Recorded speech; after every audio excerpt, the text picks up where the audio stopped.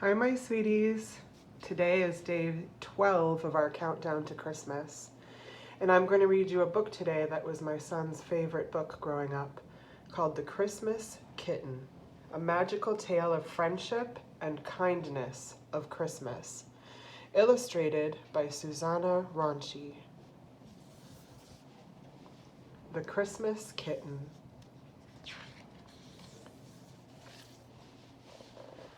"On Donner, on Blitzen," boomed Santa as he shook the reins. Something fell out of his pocket into the sleigh full of presents. It was the bag of magic dust that Santa uses to make special things happen at Christmas. Suddenly, twinkling lights shimmered and the toys started to move. A little toy kitten scrambled out, followed by a marching wooden soldier and a growling teddy bear.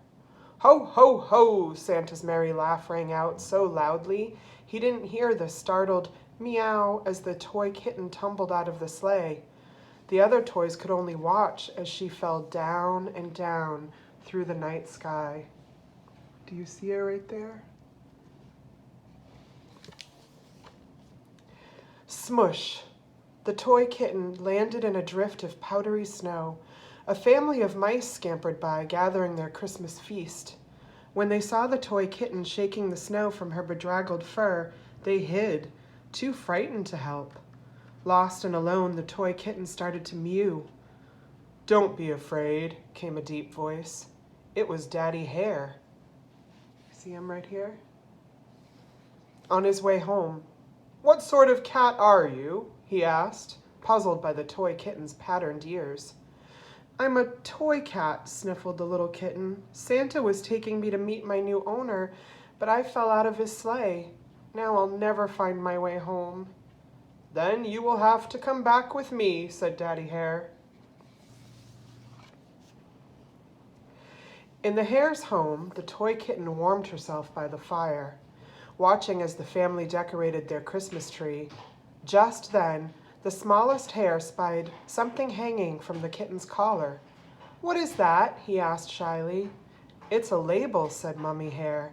"The squiggly stuff is writing. It might tell us where you belong, little kitten."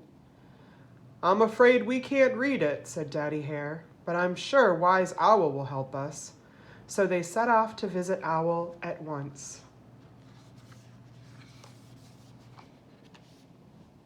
The toy kitten raced to keep up with the speedy hare. "Hurry, little kitten," said Daddy Hare. "When the sun comes up, Owl goes to bed, so we don't have a moment to lose." They dashed through the forest glade and around the stream until finally they reached the oldest oak tree in the forest. Nestled at the bottom of its gnarly trunk was a tiny door. The toy kitten knocked on it nervously.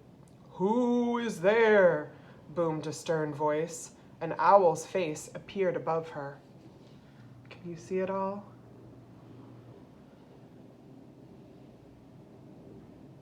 There's the kitten talking to the owl.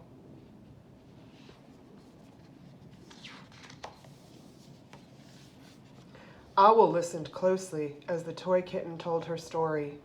Then he put on his glasses and peered at the label hanging from her collar. "Lucky the Christmas Kitten," he read carefully. "For Thomas, with love from Santa." Owl stroked his chin thoughtfully. "You must have been at the top of Santa's sack," said Owl, "ready for his next delivery. Your new home can't be very far away. I've got an idea of how we can find it." As the sun began to light up the sky, the Christmas dawn chorus began. With a special hooting call, Owl summoned together all the forest birds.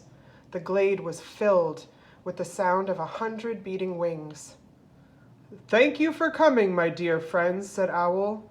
He told the birds about Lucky's problem and how they could help her. "Make sure you visit every house close to the forest. If you find a boy who looks sad, come back and tell me straight away."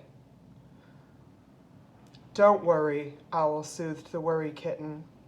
"They'll find Thomas." There's the kitty, rabbit, or hare, owl, all the birds getting involved. Let's see if you can see anybody in here, huh? Who might be sad?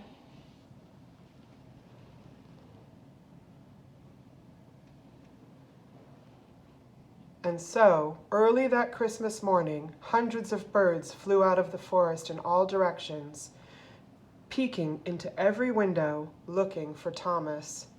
In every house, excited children were opening their gifts from Santa. One by one, the birds returned to Owl, sadly shaking their heads. None of them had found Thomas. Do you think we have? Just as they were about to give up hope, the smallest sparrow came bursting through the branches in a flurry of feathers. "I found him," she chirruped. "He was the only little boy not opening a present. He was just gazing sadly out of the window, with tears in his eyes. It must be him." "Well done, young sparrow," said Owl. "That was good work.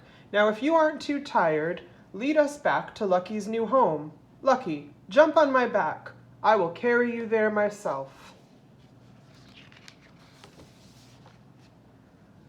The smallest sparrow led the way to Thomas's cottage, not a bit tired from all the flying, because she was so proud of herself.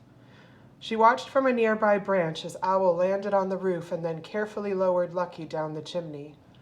All the birds flew down, perching on the windowsill to peep inside.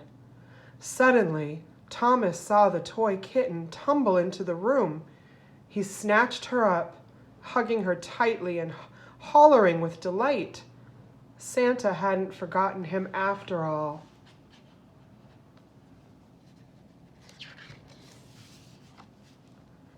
Look at this beautiful celebration. Thomas and Lucky had a fantastic Christmas day. After Thomas had fallen asleep, Lucky heard a tapping at the window. It was Wise Owl and all her forest friends. Creeping out into the garden, Lucky found a wonderful surprise. "3 cheers for Lucky the Christmas kitten!" boomed Wise Owl. When the cheers died down, Owl tapped his baton and led his bird orchestra as they all sang, "We wish you a Merry Christmas."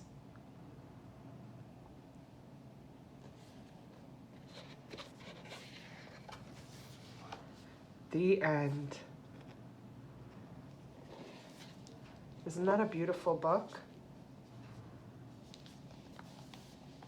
The Christmas Kitten. I love you, my darlings. I'll read to you again tomorrow. Bye for now.